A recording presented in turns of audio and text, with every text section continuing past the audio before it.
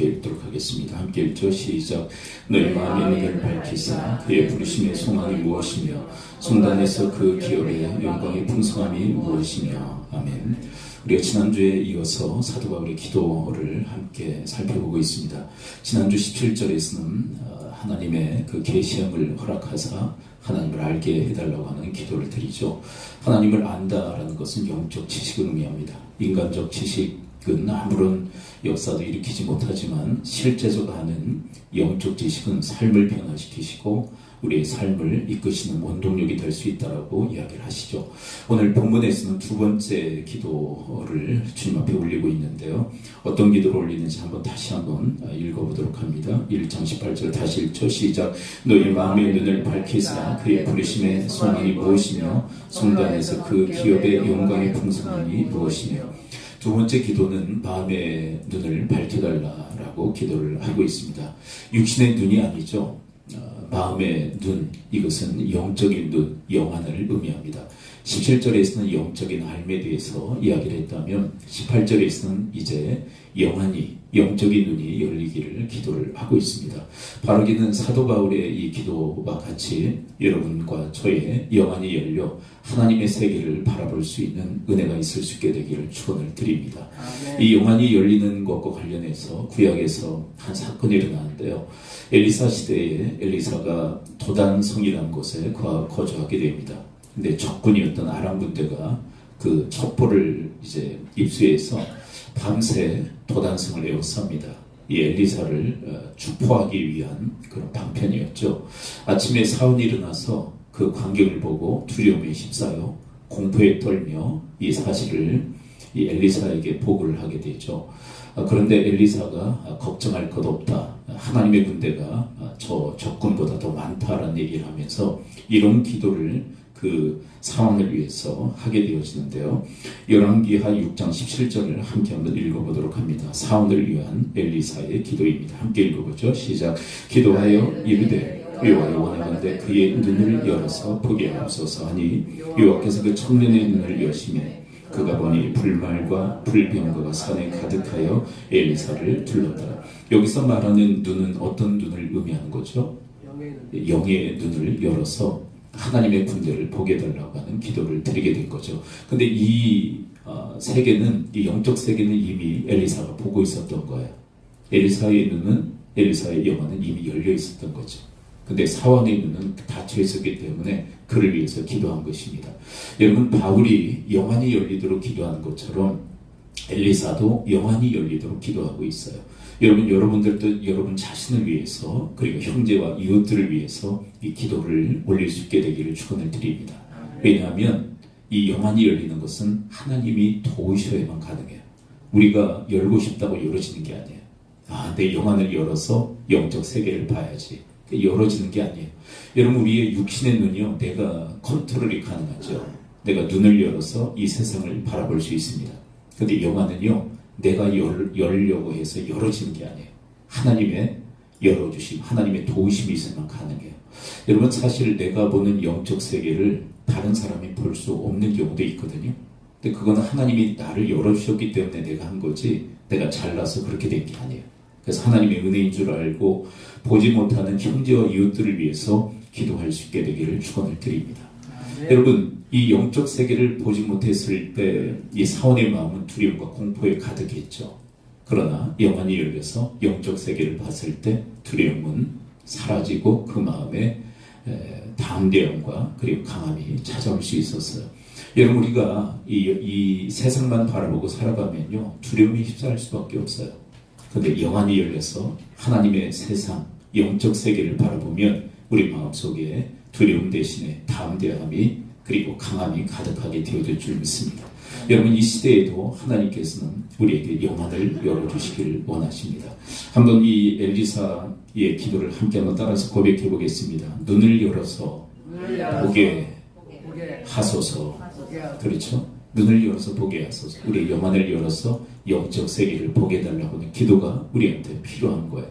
여러분, 엠마오로 내려가는 두 제자의 이야기를 우리는 너무 잘 알고 있죠. 찬양으로도 나와 있어요. 그리스도의 고난 이후에 그들은 낙심해서 낙향을 하게 됩니다. 근데 그들에게 부활하신 주님께서 함께 동행하심에도 불구하고 그분을 알아보지 못하죠. 왜 그럴까요? 그들의 영안이 닫혀있기 때문에 그래요. 왜 닫혔는가? 그 문맥을 이렇게 따라가다 보면 슬픔이 너무 가득해요. 슬픔으로 인하여서 그들의 눈이 멀어버리게 됩니다. 그래서 동행하시는 주님을 알아보지를 못해요. 자, 그런데 아주 중요한 장면이 누가복음 24장 31절에 기록되어 있는데 눈이 밝아져요. 이것은 영적인 눈을 의미하는 거겠죠. 함께 한번 읽어볼까요? 엠마오의 두 제자의 눈이 밝아지는 장면 함께 읽어봅니다. 시작. 그들의 눈이 밝아져 그인 줄 알아보더니 예수는 그들에게 보이지 아니하는지라. 여러분, 그들의 눈이 닫혀 있었다가 다시 열려요. 근데 어떤 과정 속에서 그들의 눈이 열렸을까요? 32절에 아주 중요한 힌트가 기록되어 있습니다. 어느 순간에 그들의 눈이 열린 것일까요? 32절 함께 계속 읽어봅니다. 시작. 그들이 서로 말하되 길에서 우리에게 말씀하시고 우리에게 성경을 풀어주실 때 우리 속에서 마음이 뜨겁지 아니하더냐 하고, 하나님 말씀을 들려줄 때 마음이 뜨거웠다라고 기록을 하고 있어요. 그 순간 그들의 눈도, 영적인 눈도 열리게 된 거예요. 그러니까 이 말씀의 문맥을 따라가다 보면 언제 이들의 눈이 열린 것 같아요? 하나님 말씀을 들을 때. 여러분, 기도할 때 영안이 열리고 우리가 하나님 말씀을 들을 때 영안이 열리는 역사가 일어나게 되는 줄을 믿습니다. 근데 말씀을 듣는다고 다 영안이 열리는 게 아니에요. 말씀을 보게 되면 마음이 뜨거워졌다고 얘기를 하고 있어요. 감동이 있었던 거예요. 여러분과 저에게도 하나님 말씀에 감동이 있어서 영안이 열리는 역사가 일어날 수 있게 되기를 축원을 드립니다. 우리가 말씀을 들을 때 각각 다 달라요. 어떤 분은 그냥 맹숭맹숭해요. 1시간 예배를 드리고 말씀을 듣는데도 마음에 전혀 감동이 없을 때 영안은 열리지 않아요. 근데 말씀을 들을 때 마음이 뜨거워져요. 오늘 말씀처럼 마음에 감동이 있다는 거죠. 여러분, 마음을 찌르든지 아니면 감동을 주든지 다 이 말씀의 역사예요. 찌를 때도 그때도 우리의 영안을 여시기 위한 하나님의 역사예요. 그래서 찌른다고 이상하게 생각하지 말고요. 목사님은 내 사정을 또 내 인생을 왜 이렇게 잘할까? 누가 얘기한 거 아닐까? 아니요. 여러분들의 이야기를 제가 사사롭게 이렇게 듣질 않아요. 근데 왜 말씀은 우리의 삶을 터치하시는 걸까요? 우리의 영안을 여시기 위한 하나님의 터치인 거예요. 여러분들의 마음속에 이런 하나님의 이 말씀을 통한 터치가 있을 수 있게 되기를 축원을 드립니다. 아멘. 바로 이 말씀의 터치가 그들의 영안을 열어 함께 동행하시는 주님을 보게 된 것. 슬픔은 이제 그들의 마음속에 더 이상 있지 않아요. 마음의 평안함과 그리고 담대함이 있어 다시 예루살렘으로 올라가서 예수 그리스도를 증거하는 증인들의 삶의 모습을 이들 가운데서 발견하게 되었습니다. 그렇습니다. 여러분, 기도를 통해서 영안이 열리기를 바라고요. 그리고 하나님 말씀을 통해서 영안이 열리는 역사가 있을 수 있게 되기를 축원을 드립니다. 그러므로 우리의 신앙생활 속에서 우리 삶 속에서 뭘 힘써야 되겠어요? 기도에 힘쓰시고 여러분 말씀에 힘을 기울이시기를 축원을 드립니다. 그래야 돼요. 기도도 않고 말씀도 가까이 하자면 우리의 영안이 열릴 수가 없는 거예요. 여러분, 우리가 이 세상에서만 살면요, 세상의 눈만 커져요. 세상을 바라보는 이름은 밝아요. 근데 세상은 우리의 마음속에 절망을 가져다 줄 뿐이에요. 근데 여러분, 영안이 열리면 우리 마음속에 소망이 생기는데 바로 그 말씀을 오늘 본문에서 우리에게 들려주고 있습니다. 왜 영안이 열리도록 기도할까요? 이것을 보게 하시기 위해서. 에베소 1장 18절 함께 다시 한번 읽어보도록 합니다. 함께 읽습니다. 시작. 너희 마음의 눈을 밝히사 그의 부르심의 소망이 무엇이며. 자, 마음의 눈, 영안이 열려서 무엇을 보기를 원하신다고요? 부르심의 소망을 보기를 원하신다라고 이야기합니다. 여러분, 소망이라는 것은 어떤 의미냐면 하나님께서 이루실 장래의 모습이에요. 자, 이것은 함께 따라서 고백해 봅니다. 하나님이 이루실 장래의 모습. 이게 소망이에요. 근데 예수님도 이 소망을 갖고 계셨어요. 십자가의 고난을 받으실 때 부활의 소망을 갖고 십자가를 견디셨다라고 성경 이야기를 하고 있습니다. 히브리서 12장 2절 함께 한번 읽어볼까요? 12장 2절 시작. 믿음의 주여 또 온전하게 하시는 이인 예수를 바라보자. 그는 그 앞에 있는 기쁨을 위하여 십자가를 참으사 부끄러움을 개의치 아니하시더니 하나님 보좌 우편에 앉으셨느니라. 여러분, 그 앞에 있는 기쁨은 뭘까요? 부활의 소망이에요. 그래서 뭘 참으셨어요? 뭘 견디셨어요? 십자가의 고난을 견뎌내실 수 있었다고. 예수님도 부활의 소망을 가지고 현재에 당하는 그 고난, 십자가의 고난을 감당해 내신 것입니다. 여러분, 소망이 왜 필요합니까? 현재를 이길 수 있는, 현재를 견딜 수 있게 하는 하나님의 능력이 되기 때문에 그래요. 여러분, 여러분과 저의 인생 속에도 이 하나님의 소망이 풍성할 수 있게 되기를 축원을 드립니다. 여러분들의 눈이 밝아져 이 소망을 볼 수 있게 되기를 축원을 드립니다. 우리가 왜 인생을 살면서 절망할까요? 소망을 보지 못하기 때문에 그래요. 여러분, 이 소망은 현재 나에게 큰 힘을 가져다 주시기에 여러분, 이 소망을 볼 수 있는 영안이 열리시기를 축원을 드립니다. 여러분, 이에 대해서 로마서 8장 18절에서도 사도 바울이 이렇게 고백하고 있죠. 앞으로의 그 영광, 소망에 대한 그것이 현재의 고난을 이겨내게 한다고. 8장 18절 계속 한번 따라가 보도록 합니다. 시작. 생각하건대 현재의 고난은 장차 우리에게 나타날 영광과 비교할 수 없도다. 이 장차 나타날 영광은 소망인 줄을 믿습니다. 이 소망을 바라볼 수 있을 때 현재에 당하는 이 고난이 별것 아니구나라는 것을 느낄 수 있는 거예요. 여러분들이 앞으로 나타날 그 소망을 여러분들이 바라볼 수 있기에 현재의 고난을 이겨내는, 이 현재의 고난이 별것 아니구나라는 그런 느낌을 가지고 살아갈 수 있는 그런 축복의 사람들이 되어지시기를 축원을 드립니다. 아멘. 여러분, 이스라엘 민족을 보게 되면요, 그들에게는 소망하지 못해서 절망하는 그런 역사가 기록되어 있어요. 우리가 지금 많이 회자하고 있는 민수기 13장 14장을 보게 되면 이스라엘 백성들이 가나안 땅을 앞에 놓고 절망을 합니다. 이유가 뭘까요? 소망하지 못하기 때문에 그래요.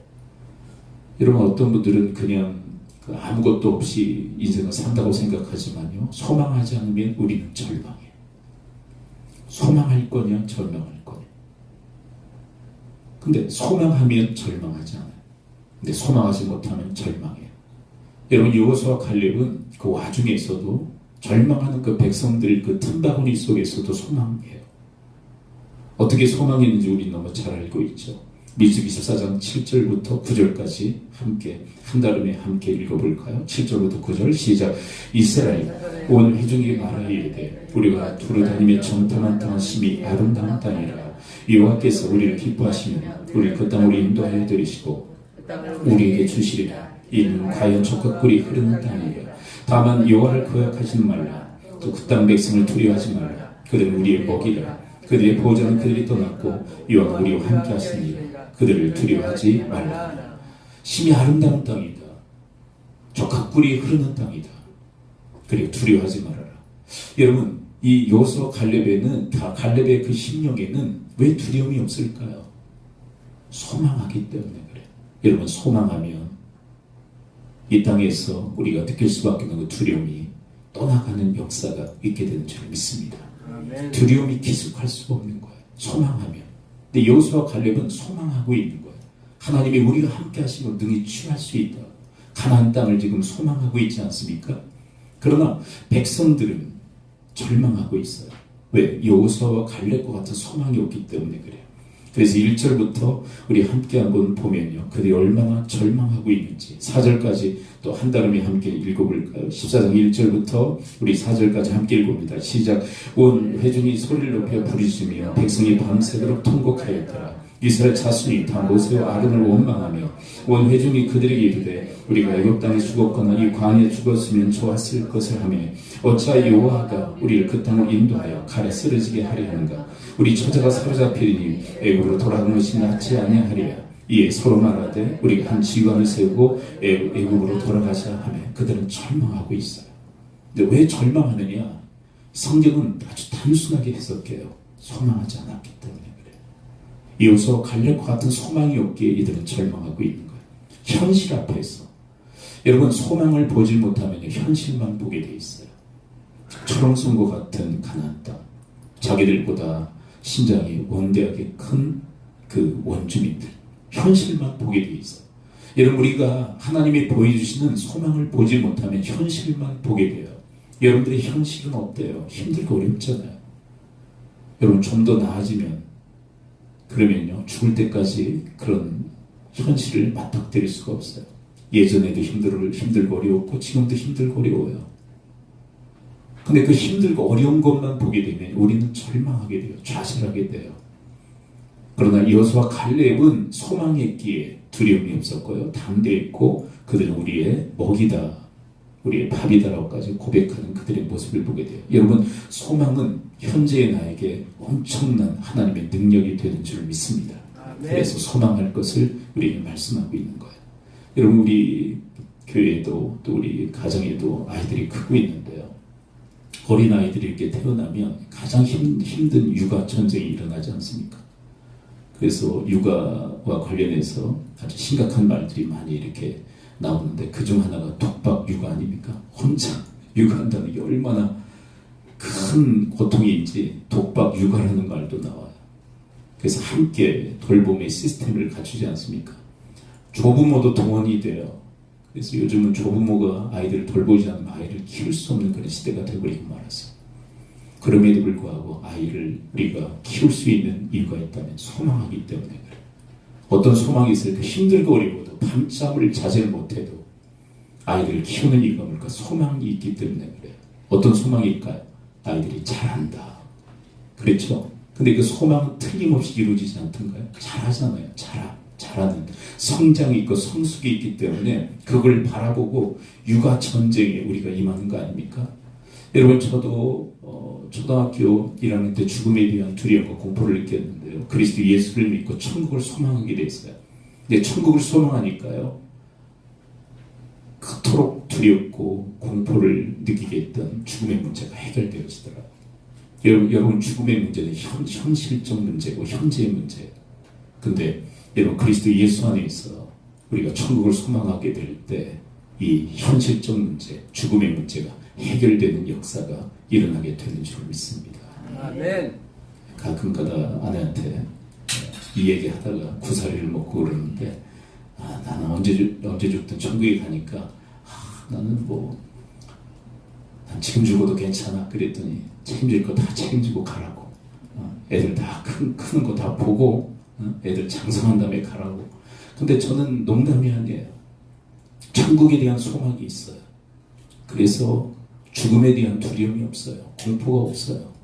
여러분, 우리의 현실적 문제, 우리의 현재의 문제, 우리의 가장 심각한 죽음의 문제까지도 해결하는 능력이 하나님이 주시는 소망 가운데 있는 줄 믿습니다. 아멘. 여러분, 이 사람이 세상을 살아가면서 뭘 두려워하겠어요? 죽음의 문제도 뛰어넘었는데, 죽음의 문제도 해결하고 살아가는데, 여러분, 이 존재가 바로 우리 크리스찬들인 줄 믿습니다. 죽음을 결코 두려워하지 않고, 그래 죽음의 문제를 뛰어넘어 그 초월한 그런 삶을 살아갈 수 있게 된 중요한 이유가 하나님이 주신 천국에 대한 소망 때문인 줄 믿습니다. 아멘. 그것이 가장 큰 은혜요, 복이 아닌가요? 근데 우리가 구하는 것들은요, 그것과 비교하면요, 태양 앞에 촛불과 같은 것들이에요. 우리가 바라는 거, 태양 앞에 촛불과 같이 아주 소소한 일들을 바라는 거예요. 근데 하나님은 이미 태양과 같은 은혜를 그리고 복을 우리에게 이미 허락해 주신 줄 믿습니다. 내세는요, 우리가 측량할 수 없는 세상이에요. 근데 그 내세를 하나님께서 영생으로 이미 우리에게 복으로 주셨다면 우리는 그 소망 안고 이 땅에서 당하는 그 어떤 어려움이랄지라도 감내하며 살아갈 수 있게 되기를 축원을 드립니다. 자, 그런데 여러분, 이 소망과 관련해서 우리가 많이 회자되는 그런 단어 하나가 희망이라는 단어입니다. 근데 희망과 소망은 달라요. 근데 이거를 혼용해서 쓰면 안 돼요. 그래서 성경을 보게 되면 희망이라는 단어는 거의 나와 있지 않아요. 하나님 우리에게 희망을 주신다 그렇게 되어 있잖아요. 번역서 중에는 희망이라고 번역을 하고 있지만, 그러나 저는 쉬운 번역들은 오역이라고 생각을 해요. 정확한 번역은 소망이에요. 왜냐하면 소망과 희망의 차이가 뭐냐면, 소망은 누가 주시는 걸까요?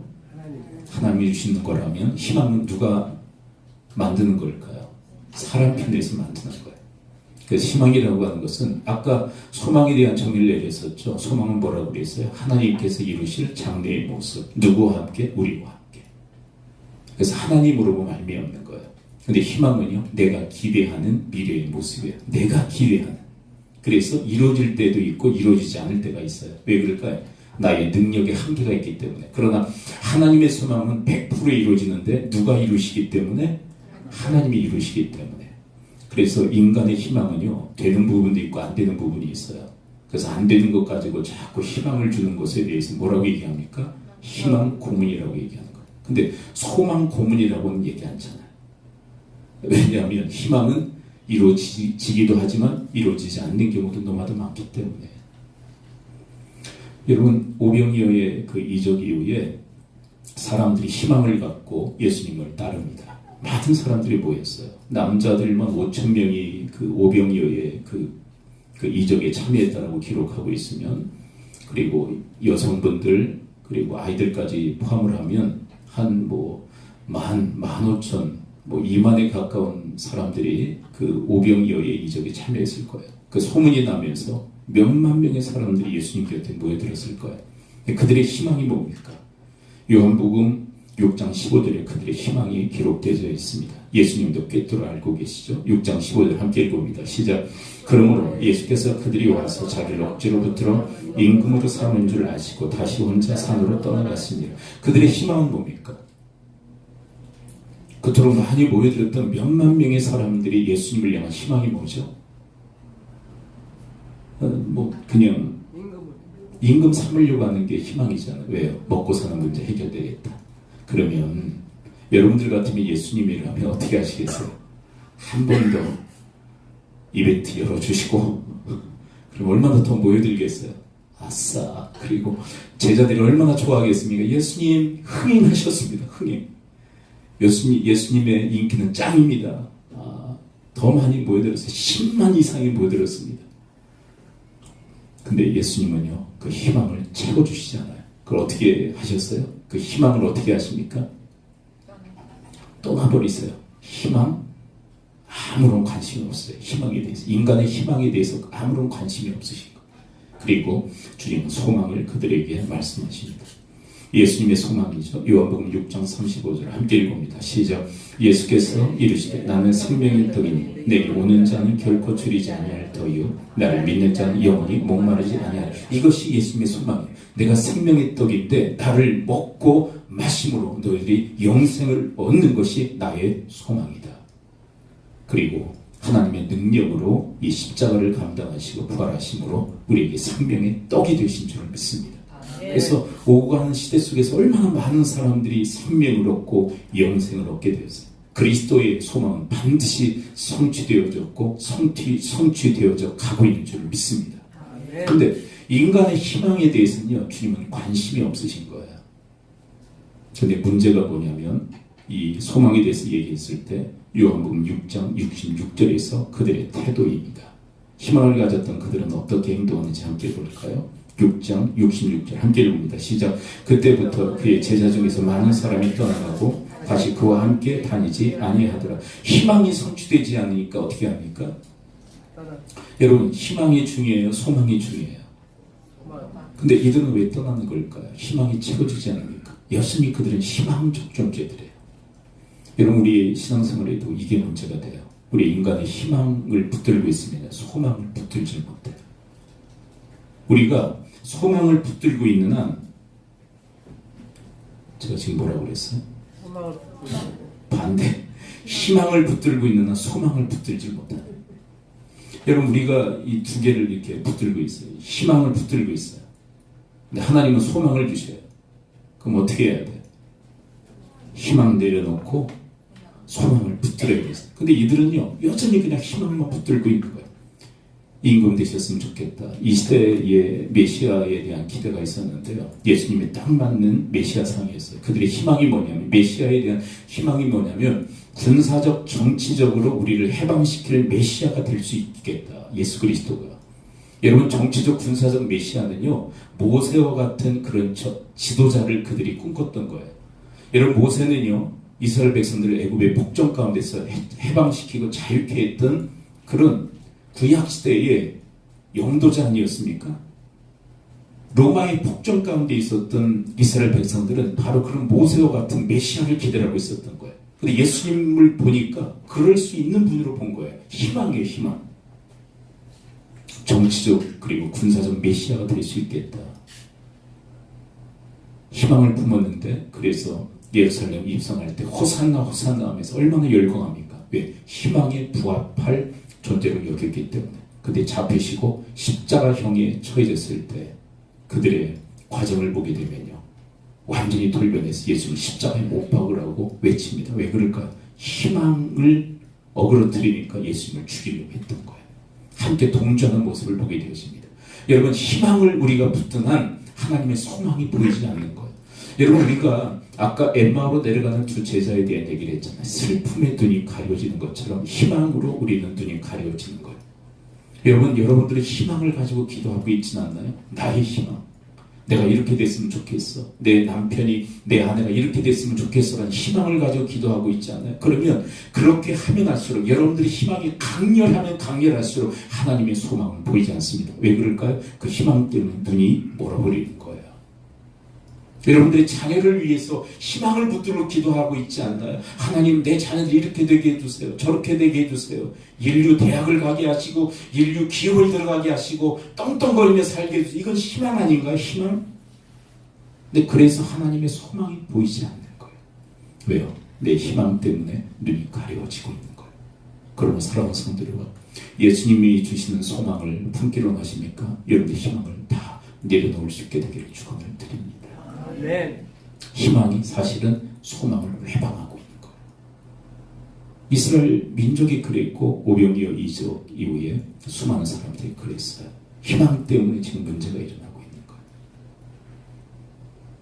하나님의 그 소망과 우리의 희망이 다 일치하잖아요.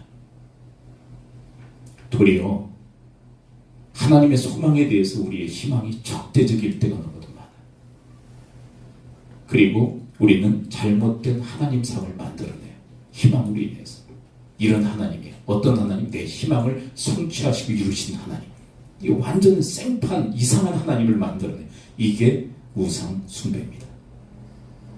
여러분, 여러분들이 그 만들어낸 희망을 이루실 하나님, 그게 바로 여러분들 나름대로 만든 하나님의 형상이에요. 이게 우상 숭배. 이거 내려놓지 않는 한 여러분들의 영혼은 계속 닫혀 있는 거예요. 여러분, 희망을 내려놓고 하나님의 소망을 받을 수 있게 되기를 축원을 드립니다. 아멘. 이러면 완전히 이게 엉망이 되는 거예요. 희망 가지고 계속 기도하면서 하나님 눈을 열어 보게 하소서. 하나님의 소망. 근데 이거 내려놔야 되는데 희망 내려놓지 않으면 소망이 보이지 않아요. 그렇다고 해서 희망이 다 나쁜 거다 이렇게 치부하는 게 아니에요. 근데 소망에 대해서 적대적 관계를 형성하는 희망들은 다 내려놔야 돼요. 여러분, 이스라엘 백성들 오병이어의 이적 이후에 임금 삼으려고 먹고 사는 문제 해결하려고 정말 인간적인 희망 아닙니까? 나쁘다고만 판단할 수 없잖아요. 근데 문제는 하나님의 소망, 그것을 받지 못하게 하는 원흉과 같은 역할을 한다면 내려놔야죠. 여러분, 바라긴 여러분들이 지금 기도하고 있는 그 희망들, 하나님의 소망과 배치되어진다면 내려놓는 작업들을 하실 수 있게 되기를 축원을 드립니다. 아멘. 근데 문제는 뭐냐면 내 희망 가지고 계속 기도하는 게 심각한 문제를 초래해요. 왜요? 희망을 더 강화시키거든요. 여러분, 우리는요, 소망을 붙들고 기도해야지 희망 붙들고 기도하면요, 희망을 자꾸 강화해서 하나님의 소망을 보지 못하게 스스로의 눈을 막아버리는 거예요. 눈을 완전히 이렇게 차단하고 하나님의 소망을 보지 못하게 하는 그런 역할을 스스로가 하는 거예요. 그러므로 여러분, 희망, 우리 크리스찬들에게는, 우리 그리스도인들에게는 희망이 중요한 게 아니라 하나님의 소망이 중요해요. 하나님이 보여주시는 소망. 내 기대로 보는 희망이 아니라 하나님이 보여주시는 그 소망을 여러분들의 소망으로 삼을 수 있게 되기를 축원을 드립니다. 그렇다면 우리는 어떻게 하나님의 소망을 품을 수 있을까요? 아니, 하나님 우리에게 어떻게 소망을 주시는 것일까요? 결론적으로 얘기한다면 말씀입니다. 말씀을 통해서 하나님께서 우리와 함께 이루어 나가실 미래를 보여주시는 거예요. 말씀을 통해서. 그 대표적 예가 다니엘 아니던가요? 다니엘서 9장 1절부터 3절을 함께 한번 읽어봅니다. 그에게 주신 말씀, 그리고 그 말씀으로 소망을 품죠. 다니엘서 9장 1절부터 3절 함께 읽어봅니다. 시작.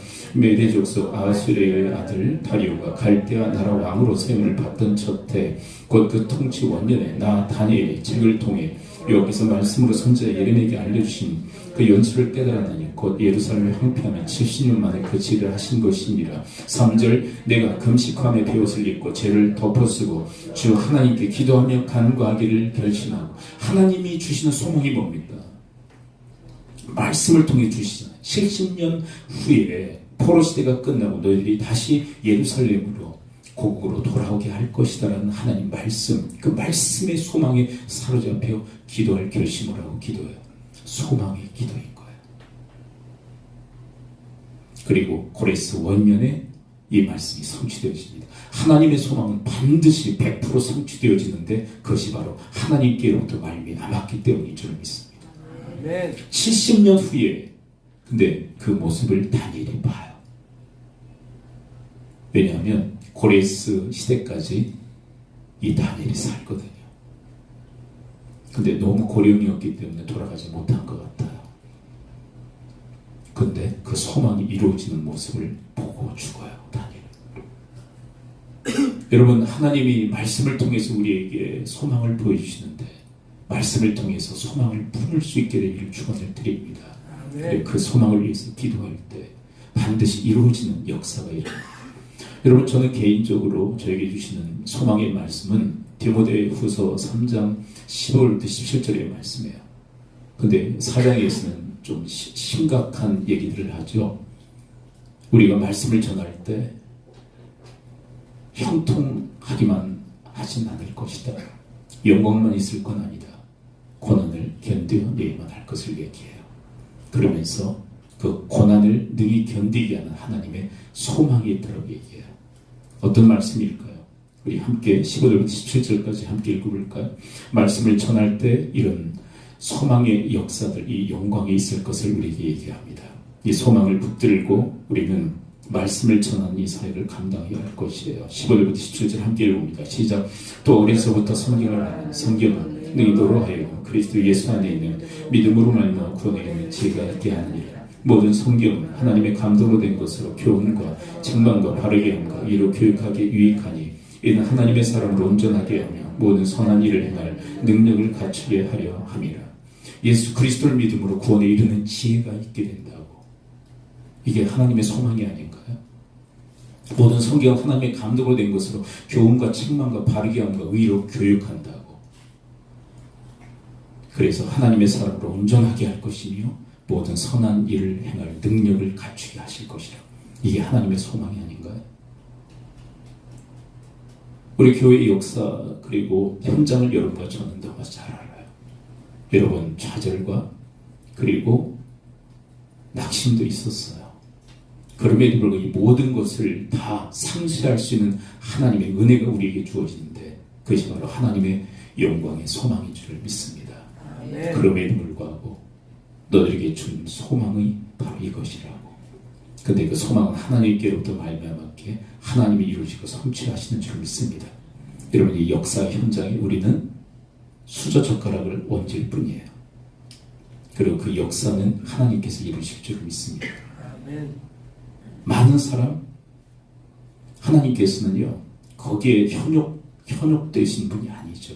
한 사람 한 사람이랄지라도 천하보다 귀한 한 사람 한 사람을 이렇게 말씀으로 세워나가는, 그리고 이 말씀의 소망을 가지고 나갈 때 하나님께서 성취하고 이루실 것을 우리에게 약속하고 계세요.